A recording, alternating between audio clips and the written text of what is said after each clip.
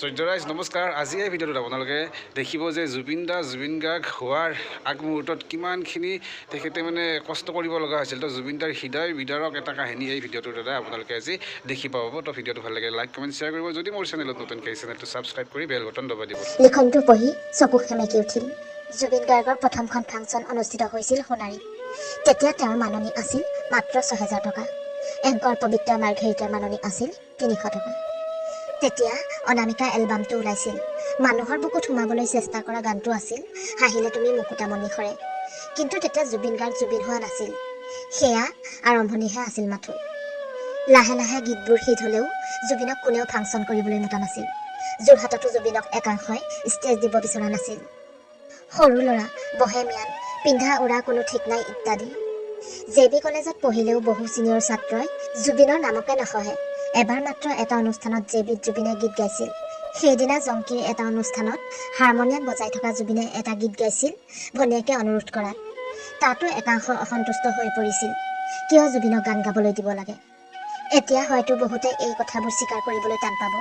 কিন্তু তেতিয়া JBত পঢ়াসকলে এতিয়াও ক'ব পাৰিব সত্য কি আছিল। সেই সময়ত সম্ভৱতঃ JBৰ সাংস্কৃতিক সম্পাদক সোণাৰীৰ পৰিমল কলিতা আছিল। পৰিমলৰো হাত ভৰি বন্ধা আছিল বুলিয়েই ক'ব পাৰি। জুবিনক ইচ্ছা কৰিলেও গীত গাবলৈ দিব নোৱাৰে। তেতিয়া পৰিমলে এটা পৰিকল্পনা কৰিলে, জুবিনক এখন ষ্টেজ দিবই লাগিব। কিন্তু ক'ত আৰু কেনেকৈ? পবিত্ৰ মাৰ্ঘেৰিটা, গৌতম চক্ৰৱৰ্তী আৰু দুজনমানৰ সৈতে আলোচনা কৰি ঠিক কৰা হ'ল সোণাৰীতে এটা প্ৰগ্ৰেম অনুষ্ঠিত কৰাৰ। যোৰহাটৰ সোণাৰীত তেতিয়া পৰিমল কলিতা, পৰাণ শইকীয়া, জ্যোতিপ্ৰসাদ বৰুৱা, ৰাজু বৰকটকী, দীপক কলিতা, বুবুল ফুকন, অভিজিত বৰুৱাই সোণাৰী কালচাৰেল ক্লাব নামেৰে এটা অনুষ্ঠান গঠন কৰিছে। লগতে আছিল সুৰজিত বৰা উৰ্ফে মাইনা। সেই বেনাৰতে জুবিনক প্ৰথমখন ফাংচন দিয়াৰ বাবে সকলো ঠিক কৰা হ'ল। কিন্তু তাতো লেঠা লাগিল। সোণাৰী কালচাৰেল ক্লাবটো পঞ্জীয়ন নাই। সেই নামত চৰাইদেউ প্ৰশাসনে সোণাৰী কলেজত ABITA নতুনকৈ নিৰ্মাণ কৰা প্ৰেক্ষাগৃহত অনুষ্ঠানৰ অনুমতি দিব নোৱাৰে। তেতিয়া পৰিমল কলিতাহঁত সমলয়ৰ দ্বাৰস্থ হ'ল। সমলয় তেতিয়া ৰাজ্যৰে এটা অগ্ৰণী সাংস্কৃতিক অনুষ্ঠান।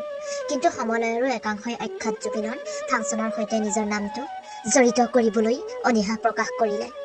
অৱশেষত যেনিবা পৰিমলহঁতৰ হেঁচাত সমলয়ে নিজৰ নামটো ব্যৱহাৰ কৰিবলৈ অনুমতি দিলে। অনুষ্ঠানৰ বাবে প্ৰশাসনৰ অনুমতি পোৱা গ'ল। আৰম্ভ হ'ল 1993 চনত সোণাৰীত জুবিন নামৰ কোনোবা এজন শিল্পীৰ এটা সংগীতানুষ্ঠান। সেই সময়ত সৰু চহৰখনৰ ক'ৰবাত বাজি উঠিছিল হাঁহিলে তুমি মুকুতামণি সৰে গানটো। তাতকৈ জুবিনৰ বেছি পৰিচয় নাছিল। পৰিমল কলিতাহঁতৰ কি দুঃসাহস!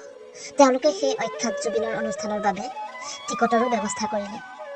টিকটৰ মাননি 20 টকা, 30 টকা আৰু 50 টকা। তেতিয়া সোণাৰী কলেজৰ ছাত্ৰ পণ্ডিত চাংমাই আদিয়ে অনামিকাখন ৱাকমেনত বজাই এইজনে আহিব বুলি টিকট বিক্ৰী কৰিবলগীয়া হৈছিল। নহ'লেনো জুবিনৰ পৰিচয় দিয়ে কেনেকৈ? বাজেটৰ অভাৱ। নিৰ্দিষ্ট দিনত হাঁহিলে তুমি মুকুতামণি সৰে শুনিবলৈ বহুতো মানুহ আহি উপস্থিত হ'ল অনুষ্ঠান 8 বজাৰ পৰা। কিন্তু জুবিনহঁত আহি নাপায়। যোগাযোগ কৰিবলৈকো এতিয়াৰ দৰে মোবাইল নাই।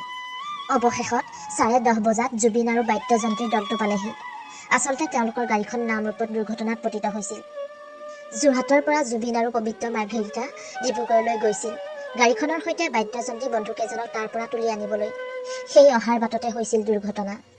জুবিনে নিজৰ জীৱনৰ প্ৰথমটো অনুষ্ঠানত সোণাৰীত প্ৰাণ ভৰি গীত গালে। জুবিনৰ জীৱনৰ সেয়া আছিল প্ৰথমটো সাংস্কৃতিক অনুষ্ঠান, প্ৰথমখন ফাংচন। সেই দিনটোতেই আৰু এজন লোকৰ জন্ম হৈছিল, এংকৰ পবিত্ৰ মাৰ্ঘেৰিটাৰ। পৰিমল কলিতাই সহপাঠী পবিত্ৰ মাৰ্ঘেৰিটাক অনুষ্ঠানটি এংকৰিঙৰ দায়িত্ব দিছিল। 2টা ভাষাত এংকৰিং, অসমীয়া আৰু ইংৰাজী।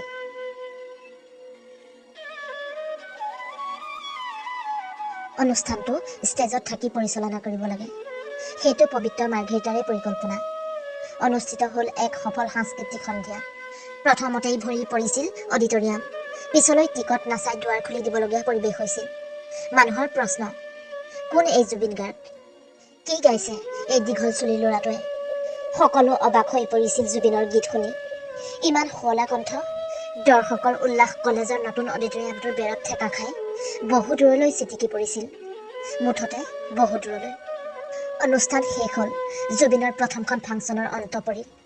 এতিয়া মাননিৰ কথা আহিল। পৰিমলহঁতে জুবিনৰ হাতত তুলি দিলে নগদ 6,000 টকা। তেতিয়া সেইখিনি আছিল বহুত টকা। জুবিনে হাঁহি মাৰি লৈছিল। গীতৰ সভাৰ পৰা জুবিনৰ জীৱনৰ প্ৰথমটো উপাৰ্জন। 1200 টকা গাড়ী ভাড়া। বাদ্যযন্ত্ৰী বন্ধুসকলক 300কৈ টকা দিয়াৰ পিছত জুবিনৰ হাতত 2000 টকা ৰৈছিল। পবিত্ৰ মাৰ্ঘেৰিটাকো সেইদিনা এংকৰিং কৰাৰ বাবদ 300 টকা দিয়া হৈছিল। সেয়া পবিত্ৰ মাৰ্ঘেৰিটাৰো জীৱনৰ প্ৰথম উপাৰ্জন আছিল। আচলতে পবিত্ৰক 1000 টকা দিয়াৰ কথা আছিল, কিন্তু জোৰাবলৈ অসুবিধা হোৱাৰ বাবে দিব পৰা নগ'ল। আয়োজকৰ অৱস্থা দেখি পবিত্ৰ মাৰ্ঘেৰিটা 300 টকাতে সন্তুষ্ট হৈছিল। সেই সোণাৰীৰ অনুষ্ঠানত গীত গোৱা অখ্যাত জুবিন গাৰ্গ তাৰ পিছতেই লাহে লাহে প্ৰখ্যাত জুবিন হৈ পৰিছিল। তাৰ পিছত ঢোলৰ আলিয়েদি তেওঁ লুইতলৈ আহি সেই লুইতেদি সাঁতুৰি গৈ সাগৰো অতিক্ৰম কৰিছিল। পবিত্ৰ মাৰ্ঘেৰিটাইও জুবিনৰ অনেক অনুষ্ঠানত প্ৰফেচনেল হিচাপে মাননি লৈ এংকৰিং কৰিছিল। সময়ে সকলোৰে পৰিচয়ো সলনি কৰি পেলালে। সেই সোণাৰীৰ ল'ৰা, সোণাৰীৰ আৱেগ, সোণাৰীয়ে দিয়া জুবিনৰ পৰিচয় আৰু সোণাৰীৰ পৰা আৰম্ভ হোৱা যাত্ৰা আজি জুবিন গাৰ্গৰ নামত